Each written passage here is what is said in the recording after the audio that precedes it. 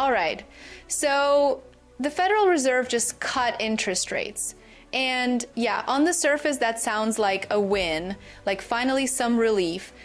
But dig a little deeper, and this move is actually screaming that something is off.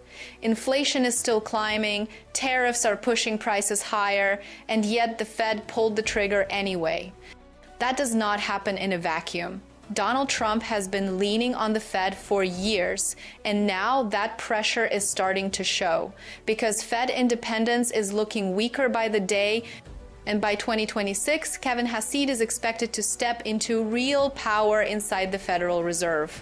Markets already feel it. Assets are popping, the dollar is slipping, and something big is shifting under the hood.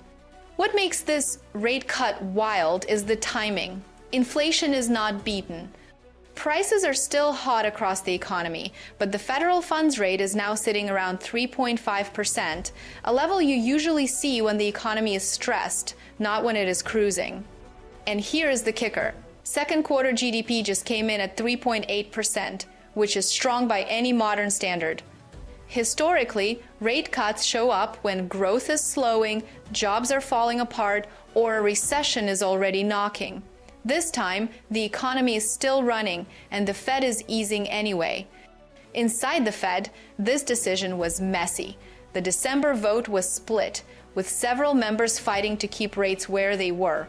That kind of division matters because it tells you policymakers are nervous about lighting the inflation fire again, and they have reason to be. Jerome Powell straight up admitted that goods inflation is picking up, and tariffs are a big part of it. When tariffs hit, prices do not just stop at the border. They move through the system slowly, from importers to manufacturers to stores and finally to your wallet. The Fed cut rates before those costs fully showed up, which is a risky move. On top of that, the Fed is flying half blind. The government shutdown messed with economic data, so decisions are being made without a full picture. Look at the dot plot and it is chaos. Some officials see cuts, some see hikes, some see nothing.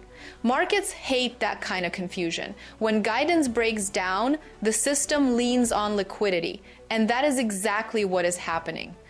Starting December 12th, the Fed began buying $40 billion in Treasury bills. They will not call it quantitative easing, but come on, the balance sheet is growing and QT is basically dead. These purchases run through April, meaning fresh liquidity is flowing again. Meanwhile, the Treasury is dumping short-term debt like crazy, deficits are exploding, total debt is now $38 trillion, and interest costs are over $1.2 trillion a year. Short-term debt rolls faster, and when the Fed buys it, money moves faster through the system, pumping assets but feeding inflation. That is why stocks are up. The dollar index slipped below 99, gold is pushing toward $4,300, and silver just hit $63. Markets are not pricing stability anymore, they're pricing dilution. And while asset holders celebrate, regular people pay the price with higher import costs, higher groceries, and higher energy bills. Inflation becomes a quiet tax.